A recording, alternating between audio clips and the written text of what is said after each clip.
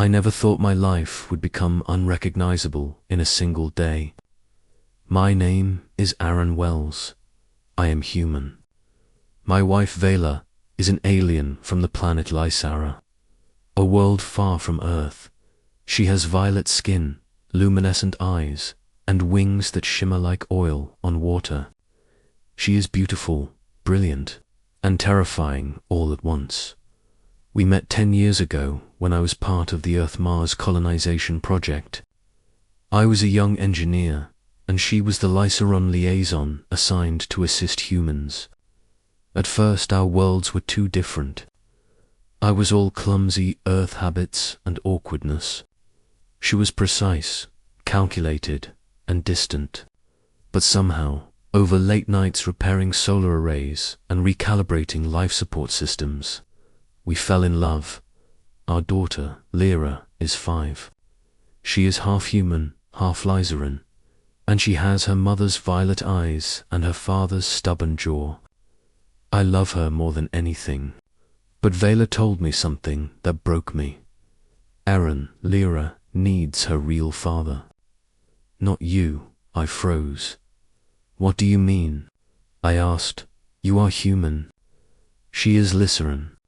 She will never truly understand herself unless she is with her own kind. I tried to argue, tried to say that love was enough, that parenthood was about presence, not biology. But Vela had made up her mind. She wanted to take Lyra to Mars, to Lysara's embassy, to live among her people. I couldn't stop her. I packed my bags. I thought maybe I could convince Lyra. Maybe I could win her back. I boarded the shuttle to Mars, trying to keep my anger in check.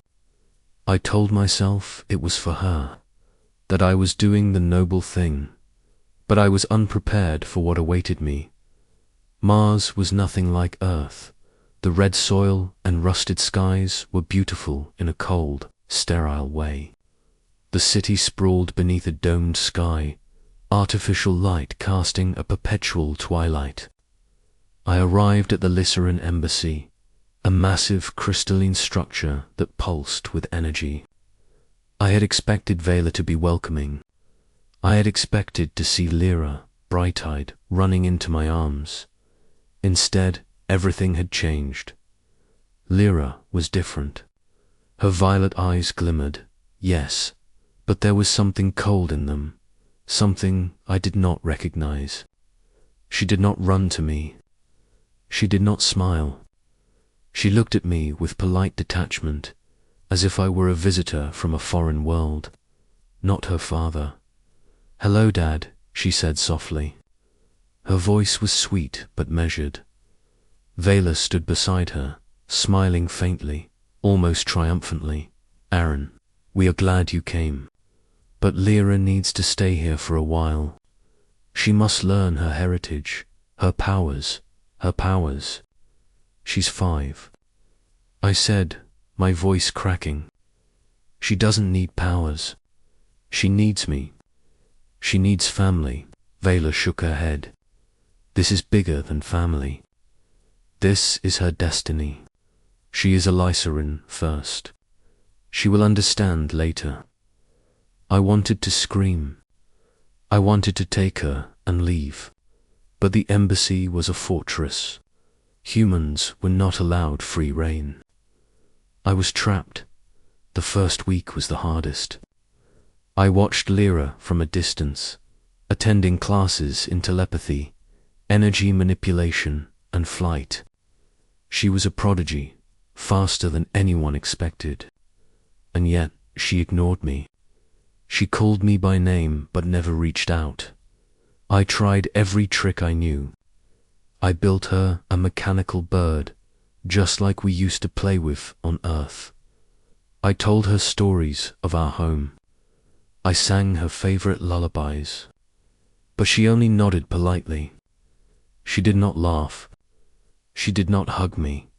Vela watched silently, always hovering nearby. Her calm demeanor infuriated me.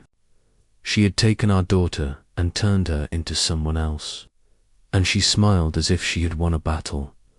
And then, one night, everything fell apart. It started with a tremor, a low rumble beneath the ground that shook the embassy's crystalline floors.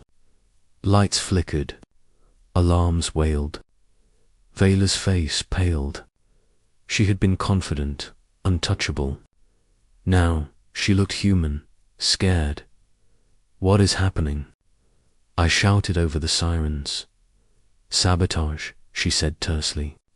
"Someone is attacking Lasara's colony on Mars. It is not safe here." I did not hesitate. I grabbed Lyra's hand. She recoiled. "Dad, no," she cried. Vela said, "It doesn't matter what she said." I shouted, "I am your father, and I will protect you." We ran through corridors as the alarms blared. Security Lycerans were trying to contain the breach, but the attackers were human mercenaries, They were armed with EMP weapons designed to disable Lyceron technology.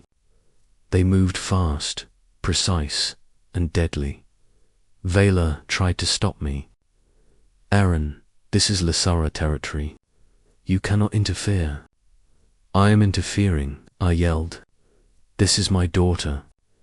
In the chaos, Lyra hesitated. She looked at me, then at her mother. I reached out my hands. She ran to me. The first time in a week, she trusted me. We fought our way to the hangar. Lasaran guards were falling, machines sparking. I lifted Lyra into my arms, ignoring the gunfire. I could see Vela behind us, her wings glowing with energy, trying to repel the attackers. She was powerful, but she was human and Lyceran, fighting together. She could not hold them forever. We made it to a shuttle. I started the engines. Lyra clung to me, terrified. "Where are we going?" she asked. "Anywhere safe," I said. "Anywhere away from this madness." As we lifted off, the hangar exploded behind us. I saw Vela, thrown back by the blast, her wings singed. She screamed. My heart shattered. I wanted to go back, to save her. But Lyra screamed too. "No, Dad. Don't leave me." We flew out into the Martian night. The city burned below us. Lyceran technology and human firepower collided in chaos. I gritted my teeth and pushed the shuttle to its limits. For days, we were on the run. I patched the shuttle, rationed food and water, and tried to bond with Lyra again. She was changing. Slowly, she started to smile at me.